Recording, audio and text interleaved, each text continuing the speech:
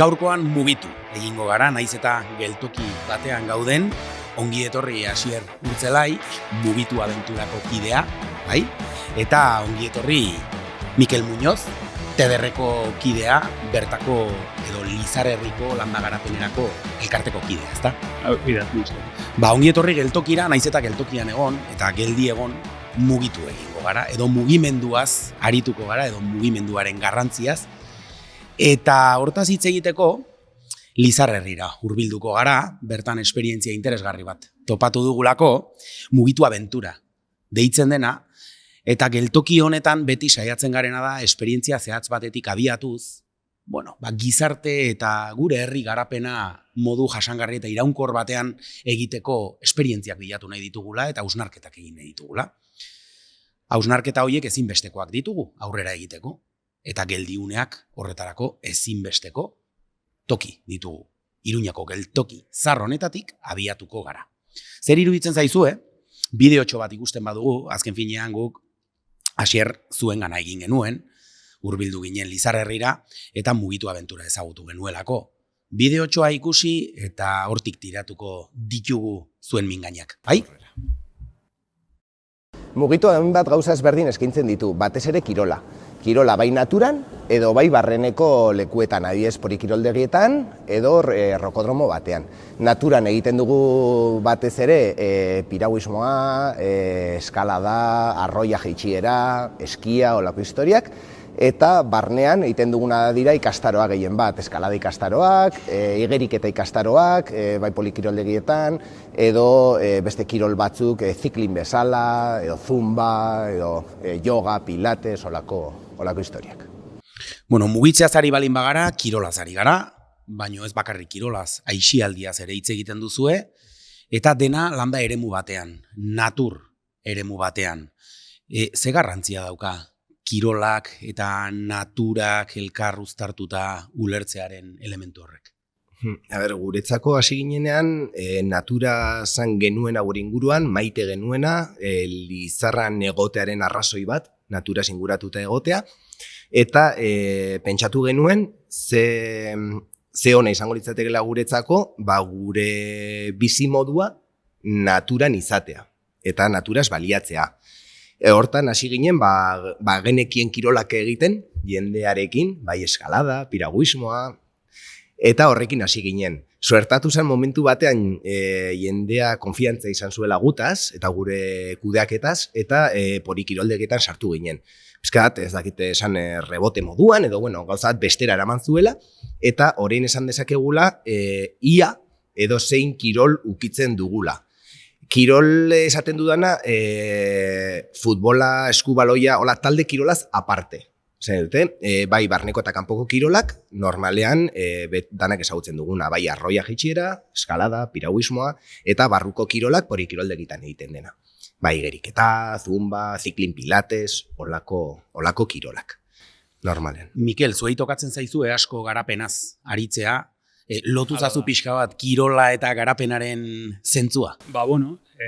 Erruralitate berri hoien arira, hain badaude landa eremuan, nekazaritzaz eta beltzaintzaz kanpo, bizitzeko beste modu batzuk, hau izan diteke bat, baliabide naturalak beste modu batez ustiatu, eta azken finean hori izango litzateke erlazio zuzena, landa eremua eta zure baliabide naturalak ezagututa, maitatuta, aprobetxatzia. Eta modu iraunkor batez. Orduan, aukera oso apropos. Iraunkortasuna hori da klabea, ezta? Eta hitz egiten dugunean bereziki landa baliabideetaz, baliabide naturaletaz, nola egin dezakegu uztargarria, bai kirola eta bai, naturak behar duen zaintza? Nik uste zentzuz jokatu behar degula. Azken finean, hau izan daiteke, turistifikazio, masifikazio prozesu bat jasan dezaken ekintza bat, baina alde berean mugitukoek eta bertakoek izango lirateke kalte gehien jasango zutenak azken finean ez zutelako modu iraunkorrez ustiatzeko aukera izango. Orduan, zentzuz jokatuta, nik uste badagoela aukera hori modu iraunkorrez kudeatzeko. Ez da erronka erresa, erresa. Bada erronka esango nuke. Noskigo sortu ginenean arregi genuen iraunkortasuna izan behar zuela. Lizarra aldea ezagutzen dugu, ikusi dugu beste proiektu batzuk ez direla iraunkortasun horretan bizi, izan daiteke kantera bat, edo beste negozio batzuk, ez? Eta gu, hasieratik nahi genuna zen bizi osoa, gure bizi osoa eta gure semen alaben bizi osoa honetaz bizitzea. Orduan, gauza klabe bat izan zen, iraunkortasuna izan behar zuela. Nola lortu eta ez hitzetan bakarrik utzi, azterketa bat eginez. Zer egin dezakegu, ze ondorio izan dezake, eta pena merezi duen ala ez. Badaude proiektu batzuk, kirol batzuk egiten ez ditugunak, ezin direlako egin, edo kutsatu gabe, edo betirako aztarnak utzi gabe, edo lako gauzak, orduan hori alde batera utzita, saiatzen gara egiten kirol batzuk non bueltatu daitekeen lehenengo egoerara natura bera, ez? Ulertzen dut, ibiltzen bideak egiten direla, baina momentu batean ibiltzen ez baduzu, landareak berriro ateratzen dira, eta ez da ezer gertatzen. Ez da berdina, adibidez, egurra ateatzea bezala, edo beste negozio batzuk izan dezaketen ondorioak, ez? Eta orduan egin genuna zen, lehenbiziko azterketa bat. Ze ekintza egin genezake, iraunkortasun hori realitate batean bihurtzeko. Hitz egitea ondo dago, baina izan behar da barne azterketa hori de noraino kutsatu dezakegun, noraino ez, zenbait ere hori gure aztarna ez genuen handia izatean, badakigu aztarna bat danok usten dugula, edo zein gauza egiten, baina txikiena izatea ere nahi dugu. Orduan beti kontzientzia horrekin. Eta nahizta enpresa pribatua izan, egin daiteke modu batean, egin daiteke bestean. Eta ez dakit kolektibo sozialetik gatozelako, edo zergatik, edo hola maite dugulako, edo nahi dugu aztarna gutxiena ustea. Orduan horrekin egiten dugu lan, ez? Azterketa horiekin. Eta horren arira ere dibertsifikazio bat, ez? Ez soilik kirol bat eskaini, baizik eta ditugun baliabideak aprobetxatuta, ez? Jarrian ditugun baliabide guztiak aprobetxatuta, olaiketa gehienak aprobetxatuta, dibertsifikazio bat eskaini. Hori izan zen gauza klabe bat, zein gauza bakarra egiten baduzu eta asko egiten baduzu, nahiz eta oso kutsakorra izan, masifikatu egite duzu, eta nahi izan genuna zen gauza pila bat egin, lan txikitxoak eginez gure bizia aurrera eramateko, ez? Eta ez egin lan bakar bat oso handia eta etekin asko daukana, baizik eta gauza txikitxoak eta natura bera rekuperatu daitekeena, ez? Denbora gutxi. Edozein kasutan ere, batzutan iruditzen zait gizarte bereziki, gizarte kaletarrari edo hiritarrari ahaztu egiten zaiola natur baliabide horiek, natur paisai hori gizakiaren paisaia ere badela, eta gizaldiz gizaldi, gizakiak ere baliatu duela kirolerako eremu hori, aisialdiarako eta gozamenerako. Eta noski aztarna bat uzten duela, eta aztarna horren bitartez gainera lortu ditugu gaur egun ditugun baliabideak. Alegia, iraunkortasunaren aztarnak ez dira txarrak, onak dira.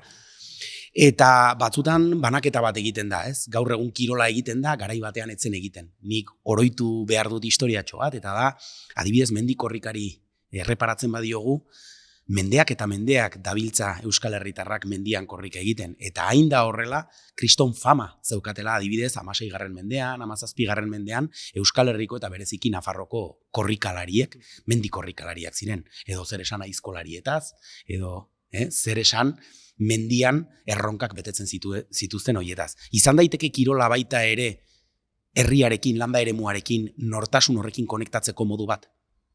Betidanik erabili dugu natura.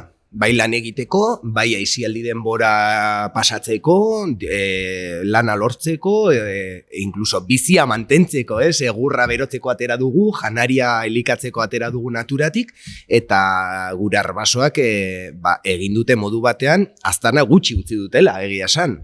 Neiza gaurko teknikak ez izan, Orduan uste dugu, bai, importante dela, eta egin dezakegula hortik etekin bat atera, oain arte egin den bezala, aztarna gutxi utziz.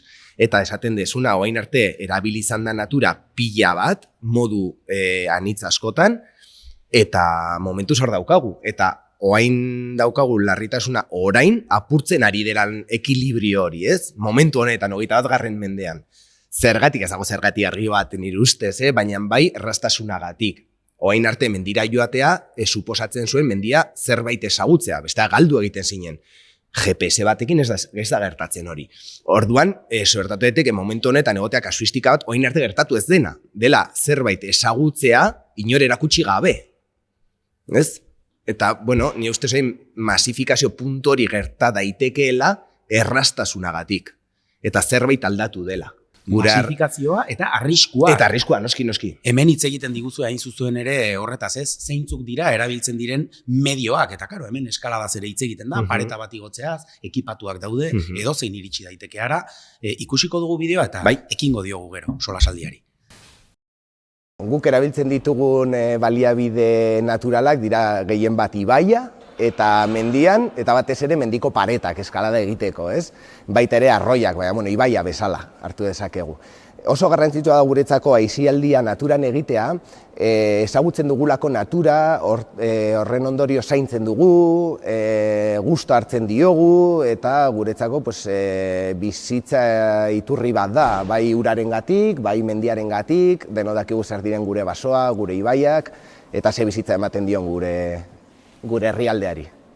Ze garrantzitsua den natur eremu hori ulertzea, ezagutzea, Lizar herrian, ez bakarrik kanpotik datorren jendearentzako, baizik eta norberarentzako, eta hor, Mikel, uste duzuk esperientzia pertsonala badaukazula, ez? Bai, nik TDR-ko lankidea naizenetik, Irundikan etorri nintzen, Lizarrara, eta nik aprobetxatu nun kirola nire lan eremu berria ezagutzeko, ez? Eta lankide asko aipatzen diate, beraiek baino toki gehiago zautze ditu dela, eta izan da, nire lan ere ulertzeko erraminta bikaina, ez? Bai eskaladaren bitartez, korrika egitearen bitartez, txirrindaren bitartez, eta askotan ere horrelako baliabideak prestatzen ditugunan, pentsatzen ditugu kanpoko pertsonei begira edota hiriko pertsonei begira, baina dudarik gabe bertakoentzako ere baliabide bikaina da kirola, zure eremua edo zure bizitza eremua eta Estella irria hain zabala eta hain ezberdina izanik oso ondo ezagutzeko.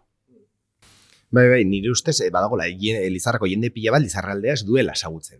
Gu saiatu gara egiten produkturen bat, esanez jendeari etortzea, proposatzen genuen jendea gugana etortzea, erakusteko Lizarran ezagutzen ez dituzten txokoak, lekuak, ez? Ez esan jende asko etorri, baina negazan etorri zirenak sorpresa hartu zuten. Zein kilometro oso gutxitan, 2-3-4 kilometrotan, ez da behar ez dakize tontorrera joatea, leku pila bat Lizartarra berak ez dutela ezagutzen. Eta kanpaina horrekin, ez genuen arrakasta gehiegi izan, zein Lizarrako jendea uste du ezagutzen duela dena. Baina, bueno, demostratu genuen esetz. Eta hori. Uste du natura dela daukagun gauzariko berena, Lizarra inguruan, etortzen diren turista edo kanpotar guztiak horretara datozte, ez daukagu hondartza, ez daukagu hiria, ez daukagu, ez dakize teatro, Madrilen bezala, daukagu natura. Eta gure ustez, zerbait berarekin lan egin daitekeela dela. Ez, naturarekin egin daiteke lan modu iraunkor batean egin behar dela ere, arriskutsua da ere, izan behar da ezagutza bat, izan behar da kontu bat, material bat, izan behar da modu batean. Horri heldu nahi nion, Asier, ze importantea da, lehen esan duzu ez, modu akonpainatu batean egitea, modu babestu batean egitea, eta azken finean masifikazioa ekiditeaz gain, arriskuak ekiditzen dira, eta gainera, ez duzu bakarrik kirol hori nola egin behar den azaltzen, baizik eta kirol hori egiten den eremu hori ulertarazten laguntzen duzu, ez? Ze eskaintza zehatz egiten duzu, nola antolatzen dituzu lan hauek? Bira, gu normalean, ibaia argi dago zen, ibaia tarte batzuk ematen dizkizu piragua egiteko, beste tarte batzuk ez, korrontea daudelako edo ez daudelako. Erabiltzegu korrontea ez daukan tartea familiaekin ibiltzeko, eta korrontea daukan tarte bat gazteekin edo jende helduarekin egiteko. Hori oso argi daukagu. Non egin behar den, baliabide hori delako.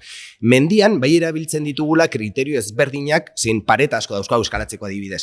Orduan egiten duguna da, lehenbiziko aztertu, ze paretaten egiten den eskalada gehiena, leku horretara ez eramateko jendea, baizik eta inpakto gutxiago izango duen leku batera eramateko.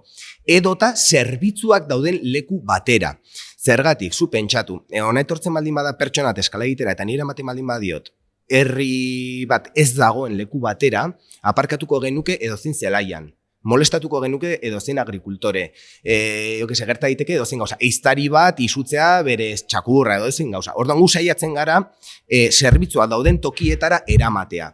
Hola, etortzen den turista hori, bezero hori, ezagutzen du bai leku gehiago, naturaz aparte, gero bueltatzeko eta zerbitzua daukan leku batera eramaten badu, zerbitzu horiek erabiltzen ditu. Zu pentsa, joaten baldin bagara herri batera eskalatzea eta parketzen badugu, taberna ondoan, eskalatu ondoren pertsonari pote bat hartuko du. Ondo aparkatuko du kotxea herrian gaudelako. Herritarrak ez dira molestatuko. Gainera hori konsumo bat sortzen dugu herri horretan. Orduan turista bakar batekin, ez gara gu bakarrik onura izaten, ez dago gu bakarrik, baizik eta joaten garen herrira, joaten garen puntura, saiatzen gara hor, gazte esaten bezala, impacto bat izaten. Hor zerbait gertatu behar da. Impacto positibo. Positibo, hori, esan nahi dut, hori bai barkatu. Eta oso interesgarria da, barkatu hartuko dizut, pixka pasatuko dio testigua Mikeli, oso interesgarria delako bi elementu atera dira. Bat, zerbitzuak behar dira, horrelako ekimenak garatu ahal izateko, eta bestea, gainontzeko aktore eta biztanle edo taldeekiko oreka. Ez? Bi elementu horiek garapen ikuspegi batetik nola kudeatzen dira, nola ikusten dituzu ezuek? Hoi da, pixkat esango nuke lan zailena, ez? Oreka hori aurkitzea, eta askotan, hasierrek aipatu duen bezala, ez daude zerbitzuak herri askotan, ez daude, Lizarrako herri ugari ez dituzte inungo zerbitzurik, ez tabernarik, ez denderik. Orduan, nolabait beraien lana o turismoari esker izan daitezke o egon daitezke zerbitzu batzuk eta modu horretan ere bertakoek irabazten dute.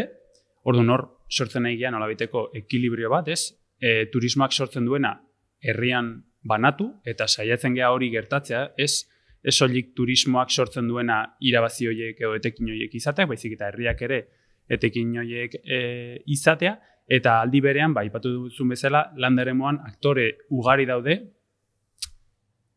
Ekilibrio hori mantentzea zaila da, guztiek ez dute modu berdinean o ez dira gustora egongo, baina saiatu beharkea guztion artean. Gustora egotea jasangarria berriz ere izan dadin. Ez, lehen aipatu dugu naturarekiko iraunkortasun bat izan behar dugula eta bertakoekiko ere iraunkortasun bat egon barra dago. Eta gatazkei ez diegu beldurrik eduki behar.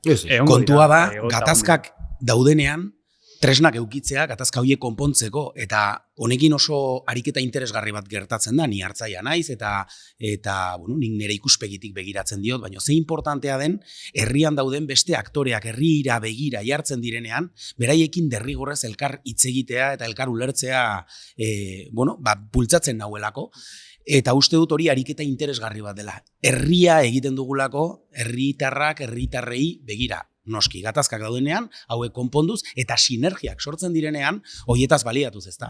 Hoi da, lehen ongea gainea aipatzen, badagola herritxo bat, nun eskalatzen dan, eta oso interesgarria ikusten dugula, bertakoek, bai nekazariek, iztariek, eskalatzaileek, eta bertan sortu den negozio bakarra, guztion artean hitz egitea, inpaktu hori ez, lehen aipatu dudan bezala, jasangarra izan dadin.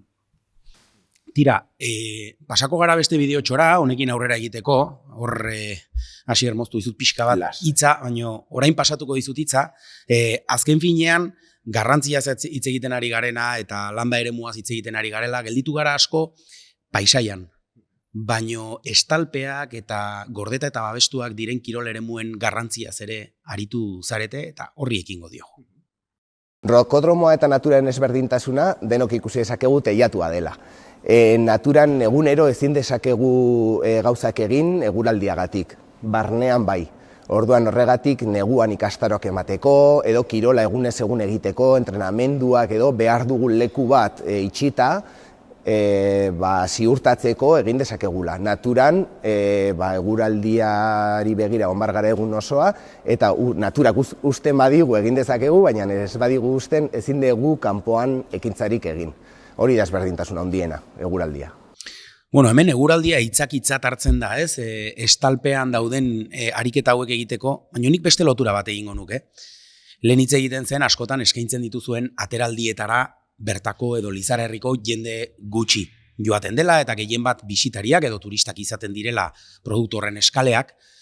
Baina noski estalpeaz ari garenean beste egoera bat gertatzen da, Lizar herriko jendea hurbiltzen da, noski estalpe horietan erakutsi egiten da baita ere, ezinbestekoak diren baliabideak gero paretera goazenean, edota igeri egiten jakiteak daukan garrantzia ura dagoen eremu batetara hurbilduko zarenean.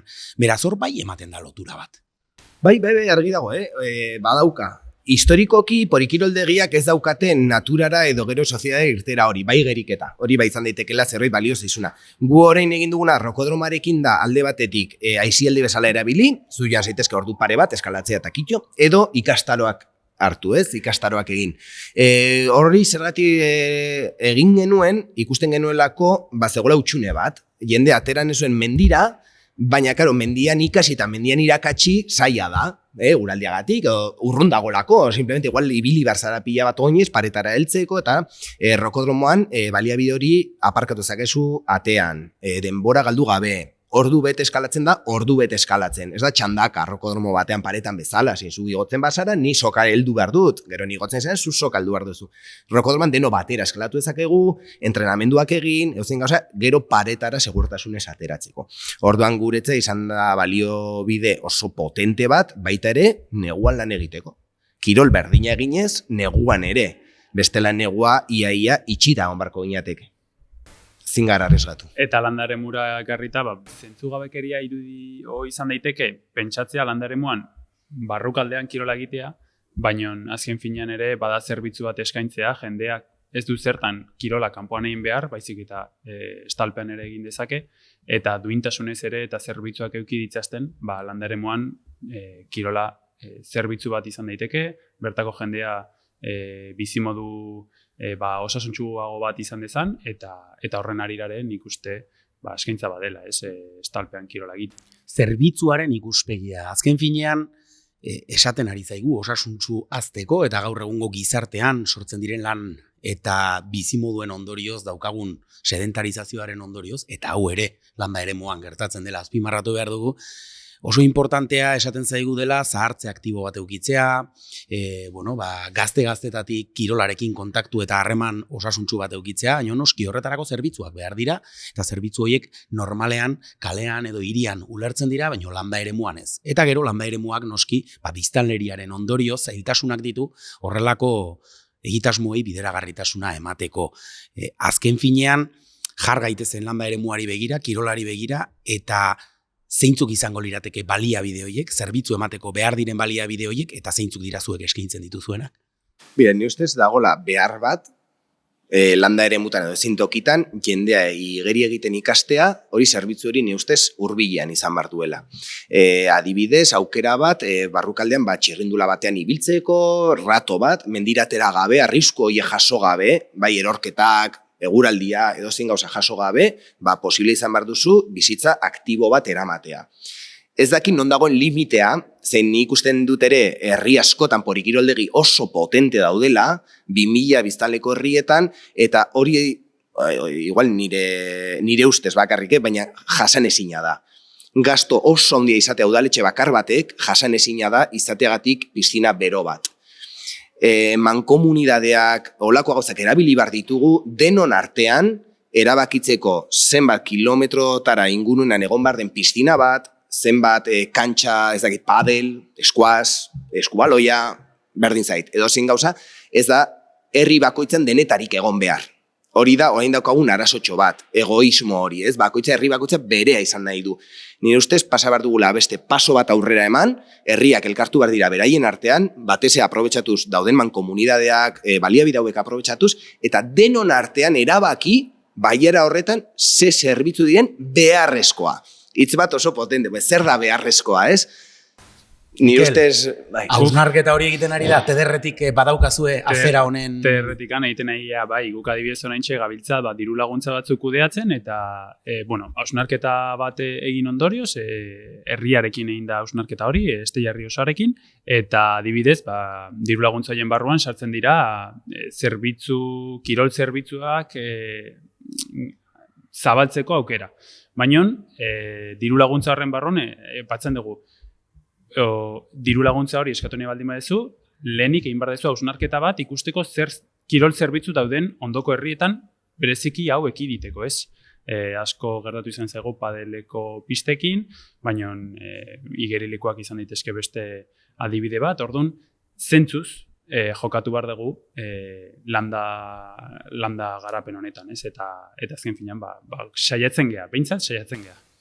Nik badagai bat, zein ez nuke pasatzen utzi nahiko, eta da guzti honen atzean dagoen baliozko elemento bat, eta bada, Esteilerrian, Lizarrerrian, gazte kuadrilla batek bertan bizi eta lan egitearen hautuak daukan garrantzia, ez? Bertan aktibidade ekonomiko bat, zerbitzu bat eskaintzen dena, baina gainera ahalbidetu duena, lanpostu duin batzuk sortu, eta gainera, hontaz bizi ahal izateko ekarpen duin bat egin duen jende bat dagola, eta horiek herrian gelditu direla. Horrek daukan balioa, Mikel. Hortaz aritu nahiko nuke. Herrian gelditu nahi izana, ez? Ez soilik gelditu direla, baizik eta guzti hau burutu dutela, bertan gelditu nahi izatelako, guk gure lanean saiatzen geha, ekintzailetza adibide hauetan laguntzen, gertatu izan zen mugitu hasiera batean, gurera etorri zala laguntza hori esker, eta hasiera batean, jaiotzen ari ziranean, laguntza hori jaso izan zutela, eta guretzat adibide bikaina dira. Behin baino gehiagotan, egon dira guk antolatutako ekimenetan, bereziki horregatik, ez? Eta nolabait eredugarriak direlako lurralderako. Asier, zenbat langile zarete, mugitun? 40 bat momentu honetan. Kontutan hartu, Bipori kiroldegi kudeatzen ditugula, langile horiek jarraipen bat eman behar zitzaien, ez dira gu kontratatutakoa, baizik eta dira proiektu batzu ja sortuak, ez? Baina gu sortutako proiektutan, hogeita piko. Ez dakit justo, gainera seriotan ez dakit, porque bakoitzak eramaten dugu arlo bat. Ni abentura eramaten dut, beste lankide bat eramaten du rokodromoa eta eskalada, beste lankide batek aisialdia, ludoteka, kanpaliak eta olako historia, beste batek porikiroldegiak, orduan banatu dugun lana, ez izateko hain gogorra, ez? Pertsona bakar batek ez eramateko hainbeste jende bere gainean. Eta izateko ni ustez hurbilagoa ere.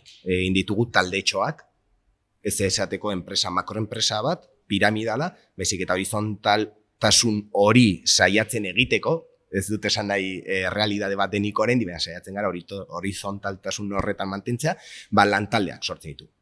Eta momentu honetan ez dakizen bat garen horregatik. Ez nagolako lantalde guztietan. Nik esan dezakedana da, natur baliabideak hor daudela, natur espazioak direla, beharrezkoak ditugula, bertan bizi garela eta bertatik bizi garela. Eta landa eremuen garapenean ezinbesteko elementuak direla. Noski, hor dauzkagu abeltzaintza eta nekazaritza, hor daude beste baliabide batzuk, basogintza bezalakoak, baina esan dezakegu baita ere naturarekin loturak eraikitzeko kirola eta isia ere ezinbestekoak direla, eta elkar harreman horren bidez landa garapenari irtenbideak eman behar zaizkiola. Mila esker hurbiltzeagatik, bai Asier eta bai Mikel, mila esker bereziki egiten duzuen lanagatik, hemen badakizue geltoki hau gelditzeko unea dela, hausnartzeko unea dela, eta hemen partekatu ditugun hausnarketa hauekin, aurrera begira, beste tokiko garapenetan interesgarriak diren elementuak atera ditugun, eta berriro esango dizut, mila esker etortzeagatik, eta hurrengo geltoki arte. Mila esker zuri.